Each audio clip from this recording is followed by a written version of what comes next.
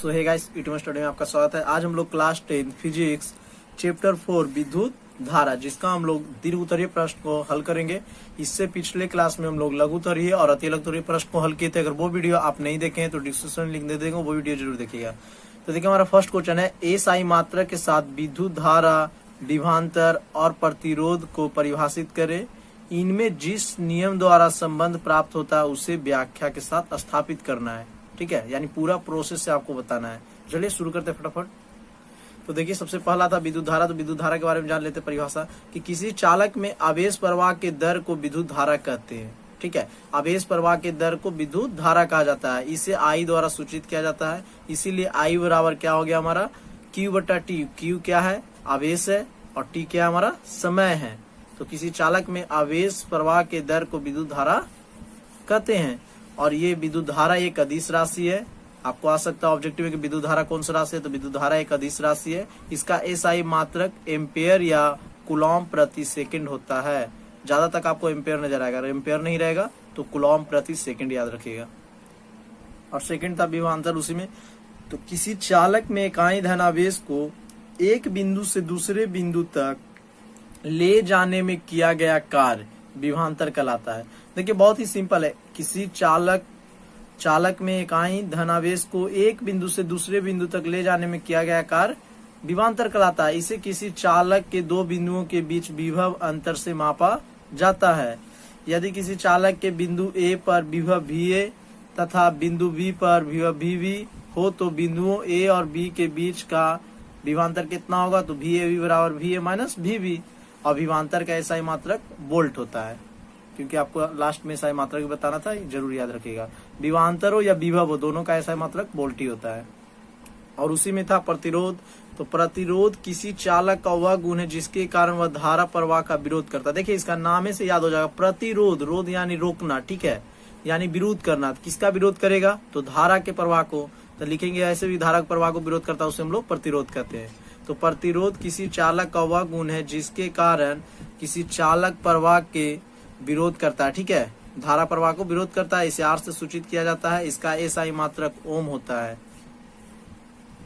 चूंकि प्रत्येक चालक में कुछ स्वतंत्र इलेक्ट्रॉन होते हैं जो किसी भी दिशा में गति करने के लिए स्वतंत्र रहते हैं। जब उसी चालक में विद्युत धारा प्रवाहित की जाती है तो स्वतंत्र इलेक्ट्रॉन की दिशा आवेश प्रवाह की दिशा से विपरीत हो जाता है, जिसके कारण स्वतंत्र इलेक्ट्रॉन आवेशित कणों को गति का विरोध करता है। इसी गुण को चालक का प्रतिरोध कहते हैं भी। ठीक है, आपको यहाँ तक भी लिख लीजिएगा तो कोई दिक्कत नहीं है। तो इस प्रकार हम लोग पहला को सभी को आसानी से जान गए, परिभाषित कर लिए। सेकंड है, ओम का नियम क्या है, ये कैसे स्थापित किया जाता है, अथवा उसी का कि ओम का नियम लिखे, मीटर तथा वोल्ट मीटर द्वारा इस नियम को जांच करें। तो हम लोग जानते हैं फटाफट ओम का नियम क्या है और इसे कैसे सत्यापित करेंगे।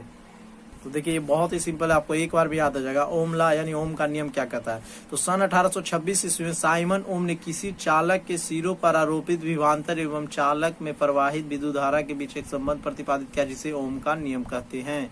ठीक है, एक साइमन ओम क्या थे, वैज्ञानिक, जिन्होंने 1826 ईस्वी में एक नियम का प्रतिपादन किया जिसे ओम का नियम कहते हैं। देखिए, इस नियम के अनुसार जब किसी चालक की भौतिक अवस्था न बदले तो चालक के सिरों पर आरोपित विभवांतर एवं चालक में प्रवाहित विद्युत धारा के सीधा समानुपाती होता है। ठीक है, आप लिख लीजिएगा यहाँ से, सीधा समानुपाती होता है। किसी चालक के सिरों पर आरोपित विभवांतर भी हो एवं प्रवाहित धारा आई हो तो भी समानुपाती आई। तो समानुपाती हट जाता है, जहाँ पे कौन सा आ गया समानुपाती की जगह हम लोग क्या आर, जहाँ लिख लेंगे आर एक समानुपाती नियतांक है जिसे चालक का प्रतिरोध कहते हैं। ठीक है, अब ओम का नियम, ये दो डायग्राम है, आप इसको जरूर अच्छा से बनाइएगा और ध्यान से देख लीजिए।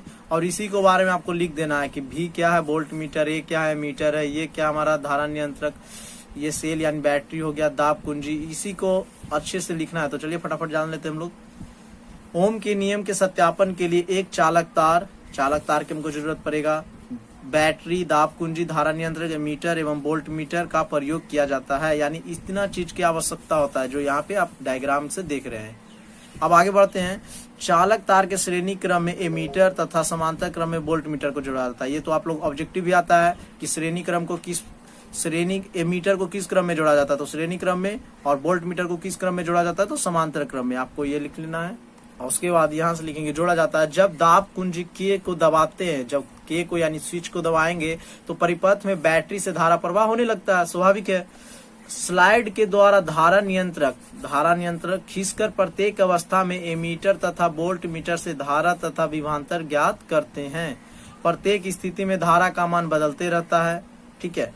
विद्युतीय परिपथ में बारी बारी से एक बैटरी, दो बैटरी, तीन बैटरी, चार बैटरी इत्यादि द्वारा प्रवाहित धारा का विभवांतर ज्ञात करके मान एक सारणी बनाते हैं। जो आप सेकंड डायग्राम में देख रहे थे वो मान सारणी था। कभी एक बैटरी जोड़ के धारा प्रवाहित करते हैं तो कितना दे रहा वोल्टेज, सेकंड बैटरी जोड़ते हैं, थर्ड वो फोर्थ, ऐसी जोड़ के एक सारणी ज्ञात कर लेते हैं हम लोग, तथा मान सारणी द्वारा इस निष्कर्ष पर पहुंचते हैं कि जब विभवांतर का मान दुगुना होता है तो परिपथ में धारा का प्रबलता भी दुगुना होता है, तथा जब विभवांतर का मान तिगुना होता है तो धारा का प्रबलता भी तिगुना होता है। इसी प्रकार परिपथ में विभवांतर एवं धारा एक दूसरे के समानुपाती होते हैं। समानुपाती यानी आपको पता होगा, समानुपाती मतलब अगर ये बढ़ेगा तो भी बढ़ेगा, व्युत्क्रमानुपाती मतलब ये बढ़ेगा तो वो घटेगा, और वो घटेगा तो ये बढ़ेगा। व्युत्क्रमानुपाती मतलब उल्टा, समानुपाती मतलब बराबर, ठीक है। तो विभवांतर का आलेख द्वारा प्रदर्शित किया गया है, जिससे स्पष्ट होता है कि किसी चालक के सिरों पर आरोपित विभवांतर धारा की प्रबलता के समानुपाती होता है। ये हमारा मान सारणी हो गया, देख लीजिए। इसमें देखिए एक बैटरी तो एक, दो तो दो, यानी धारा का मान जितना रहता है उतना विभवांतर का भी मान रहता है, जितना विभवांतर का मान रहेगा उतना धारा का भी मान रहेगा। वीडियो अगर आपको अच्छा लग रहा है तो चैनल को सब्सक्राइब कीजिए, दोस्तों का शेयर करें। अब हम लोग थर्ड नंबर जानेंगे कि प्रतिरोध क्या है। एक तार कुंडली का प्रतिरोध एमीटर तथा वोल्ट मीटर की सहायता से कैसे ज्ञात किया जाता है, एक प्रयोग के साथ वर्णन करना है, ठीक है। तो चलिए भाई साहब थर्ड नंबर को भी देख लीजिए फटाफट। किसी पदार्थ का वह गुण जो उससे होकर धारा के प्रवाह का विरोध करता है उस पदार्थ का प्रतिरोध कहलाता है, अर्थात निश्चित विभवांतर पर किसी चालक से कम धारा प्रवाहित होती है तो चालक का प्रतिरोध अधिक होगा, और यदि चालक से अधिक धारा प्रवाह होती है तो चालक का प्रतिरोध कम होगा, ठीक है, यानी उल्टा हो जाता है। फिर देखिए पैराग्राफ चेंज करके लिखा है, किसी तार की कुंडली का प्रतिरोध एमीटर की सहायता से श्रेणी क्रम में जोड़ा जाता है, जो आपको अभी बताए हैं। और देखिए जबकि वोल्ट मीटर को कहाँ जोड़ा जाता है, समांतर क्रम में जोड़ा जाता है। अब यहाँ पे बोला गया था कि एक निष्कर्ष पे पहुंचे प्रयोग से, तो बिंदु P और Q के बीच बारी बारी से एक तांबे के तार, एक लोहे के तार और एक एल्युमिनियम के तार जोड़कर प्रत्येक बार परिपथ से परिवाहित होने वाली धारा का मान एमीटर पर नोट कर लेते हैं कि जब एल्युमिनियम के तार था तो कितना होगा, ठीक है। इस प्रकार आप तीनों को तार से जोड़ नोट कर लेते हैं। हम पाते हैं कि प्रत्येक बार परिपथ से प्रवाहित होने वाली धारा का मान अलग अलग होता है। फोर्थ नंबर है, ये मोस्ट वीवीआई क्वेश्चन है, ये बार बार आता है। आपको हम बोलते हैं कि हमारे चैनल पर जुड़े रहने से आपको एक ही फायदा है, बस एक ही फायदा है कि आपको सारा वीवीआई पता चल जाएगा। एग्जाम होने से पहले हम आउट कर देते हैं, साइंस का हो या मैथ का हो, ठीक है, ऑल सब्जेक्ट के आउट कर देते हैं कि पता चल जाता है कौन सा आने वाला है, नहीं आने वाला है, ठीक है। और आप हमारे चैनल तक लास्ट तक जुड़े रहते तो आपको हम एक सीक्रेट बताएंगे जो आपको काफी मजा और मजेदार लगेगा। तो देखिए किसी चालक तार का प्रतिरोध किन किन बातों पर निर्भर करता है, व्याख्या करना है। ये क्वेश्चन काफी बार बिहार बोर्ड पूछ चुका है। तो देखिए किसी चालक का प्रतिरोध निम्नलिखित बातों पर निर्भर करता है, आपको यहाँ से शुरू करना है। एक नंबर में चालक की लंबाई पर, किसी चालक का प्रतिरोध चालक की लंबाई के समानुपाती होता है, जिसके कारण चालक तार का प्रतिरोध चालक की लंबाई बढ़ने पर बढ़ता है। आपको बताया कि समानुपाती मतलब क्या होता है, बढ़ेगा। और लंबाई एल हो तो आर समानुपाती एल। और सेकंड है चालक के अनुप्रस्थ काट के क्षेत्रफल पे, किसी चालक का प्रतिरोध अनुप्रस्थ काट क्षेत्रफल के व्युत्क्रमानुपाती होता है। व्युत्क्रमानुपाती मतलब उल्टा बताए थे, चालक अनुप्रस्थ काट का क्षेत्रफल ए हो तो आर समानुपाती 1/a, ठीक है। यहाँ पे देखिए व्युत्क्रमानुपाती है मतलब उल्टा है। चालक की प्रकृति, तीसरा करता है चालक की प्रकृति, किसी चालक का प्रतिरोध चालक की प्रकृति पर निर्भर करता है। चांदी विद्युत का क्या होता है, सर्वोत्तम चालक होता है। यहाँ से भी ऑब्जेक्टिव आएगा कि सबसे अच्छा सर्वोत्तम विद्युत चालक कौन सा है, तो चांदी। चालक की ताप पर, चौथा है चालक की ताप पर, चालक का ताप बढ़ने से चालक का प्रतिरोध बढ़ता है तथा ताप घटने से चालक का प्रतिरोध घटता है। यहाँ पे बढ़िया से लिख लीजिएगा, ये काफी दिन का नोट बना हुआ था इसीलिए यहाँ पे कुछ हो गया होगा। 5 नंबर देखेंगे, श्रेणी क्रम में प्रतिरोधों को किस प्रकार जोड़ा जाता है, प्रतिरोध को इस संयोजन के लिए व्यंजक प्राप्त करना है। तो हम लोग जान लेते हैं कि श्रेणी क्रम संयोजन क्या है। प्रतिरोधों के श्रेणी क्रम संयोजन में पहले प्रतिरोध के अंतिम सिरों को दूसरे प्रतिरोध के प्रथम सिरे से, दूसरे प्रतिरोध के अंतिम सिरे से, ठीक है, तीसरे प्रतिरोध के प्रथम सिरे से, इसी प्रकार अनेक प्रतिरोधों को अंतिम तक जोड़ा जाता है तथा पहले प्रतिरोध के पहले सिरे एवं अंतिम प्रतिरोध के दूसरे सिरे को बैटरी से संयोजित कर देते हैं। प्रतिरोधों को श्रेणी क्रम संयोजन में प्रत्येक प्रतिरोधक से एक समान प्रवाहित होता है। और इसी प्रकार आपको हल करना है पांचवा के भी, तो उसको भी बता देते हैं, उसका पूरा विस्तार से बताएंगे। देखिए 6 में भी वही दिया कि श्रेणी क्रम संयोजन प्रतिरोध समांतर क्रम संयोजन प्रतिरोध का समतुल प्रतिरोध का व्यंजक प्राप्त करना है। यहाँ पे पूरा बड़ा व्यंजक प्राप्त करना है, तो फटाफट बता देते हैं। तो सबसे पहले हम लोग जानेंगे कि प्रतिरोधों के समूहन 2 प्रकार के होते हैं, श्रेणी क्रम समूहन और समांतर क्रम समूहन। तो श्रेणी क्रम के लिए देख लीजिए, यहाँ से जो आपको उसमें बताया थे इसका डायग्राम से शुरू करेंगे, वहां से लिखला के बाद ये इस कुछ प्रकार के डायग्राम हो जाएगा जो आप बना लीजिएगा। बस अब कुछ नहीं करना, लिख देना है कि 3 प्रतिरोध ए बी बी सी तथा सी डी, जिसके प्रतिरोध क्रमशः आर R2 R3 है। 3 गो प्रतिरोध है, ठीक है, तो 3 गो लिख लिए। और जब तीनों प्रतिरोध को श्रेणी क्रम में जोड़कर बैटरी से धारा आई, धारा के सूचित किया जाता है इसे, ठीक है, तो प्रवाहित की जाती है, तो प्रत्येक प्रतिरोधों के एक समान धारा आई प्रवाहित होता है तथा प्रत्येक प्रतिरोध के सिरों A, B, C तथा D विद्युतीय विभव क्रमशः VA, VB, VC एवं VD है। तो ओम के नियम से चलते हैं। R1 प्रतिरोध के सिरों के बीच का विभवांतर, ये थोड़ा सा बड़ा होगा तो आता भी है 5 नंबर में, इस बार आया भी था। R2 का लिख लीजिएगा सिरों के बीच के विभवांतर, तो विभवांतर पता है, विभवांतर क्या आपको कि दोनों का अंतर निकलता है। R3 प्रतिरोधों के बीच के विभवांतर, आपको लग रहा होगा कि ये कहाँ से आ गया, तो विभवांतर के अभी बताए थे मेरे प्यारे बच्चों।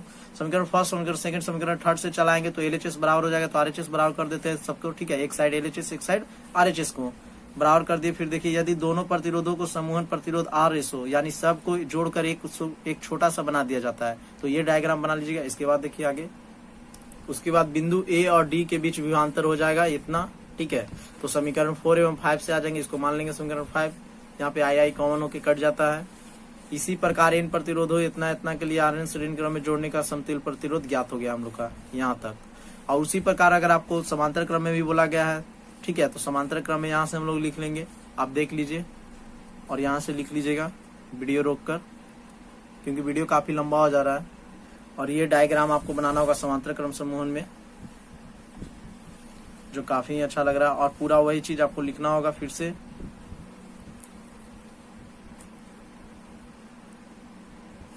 ये उससे कुछ ज्यादा ही बड़ा हो जाता है, लेकिन आप इसको बार बार रिवीजन कीजिएगा तो आपको याद हो जाएगा और काफी अच्छा समझ में आएगा। वही करना है, यदि तीनों प्रतिरोध का समतुल प्रतिरोध RP हो तो एक छोटा सा मान लेते हैं पूरा करने के बाद, ठीक है, और उसके बाद इसका मान रख देंगे समीकरण 6 में, 5 का मान रख देंगे समीकरण 6 में, तो यहाँ से कट के निकल जाएगा 1/RP 1/, यानी समांतर क्रम का हमको समतुल प्रतिरोध निकल गया। कितना होता है, तो RP बराबर 1/R1, 1/R2, 1/, इतना, यही था। अब इसका लास्ट क्वेश्चन देखेंगे। अभी तक चैनल को सब्सक्राइब नहीं किया तो सब्सक्राइब कर दीजिए और दोस्तों का शेयर जरूर कर दें। देखिए 7 नंबर, विद्युत धारा के प्रवाह के कारण प्रतिरोध में उत्पन्न ऊष्मा का व्यंजन प्राप्त करना है। तो देखिए ये बहुत ही सिंपल है, यहाँ से आप लिख लीजिएगा, किसी चालक को प्रवाहित विद्युत धारा से उत्सर्जित ऊष्मा के परिणाम उसके चालक के प्रतिरोध के विरोध कर कुल कार्य के बराबर होता है, ठीक है। विद्युत धारा के उत्पन्न यहाँ ये नहीं लिखेगा, फिर यहाँ से लिख लीजिएगा, मान लिया कि, और ये आप डायग्राम बना लीजिएगा, यहाँ से नोट करते आइएगा, यहाँ तक आपको लिखना है। देखिए यहाँ पे आके हम लोग का व्यंजक प्राप्त हो जाता है, U बराबर I² RT। यही संचित ऊर्जा का अलग अलग वस्तुओं के ऊष्मा के लिए रूप में वितरित होती है, और आप यहाँ तक नोट कर लीजिएगा। अगर वीडियो आपको अच्छा लगा है तो चैनल को सब्सक्राइब जरूर कीजिए और दोस्तों का शेयर करें। जय हिंद, जय भारत, मिलते हैं नेक्स्ट वीडियो में।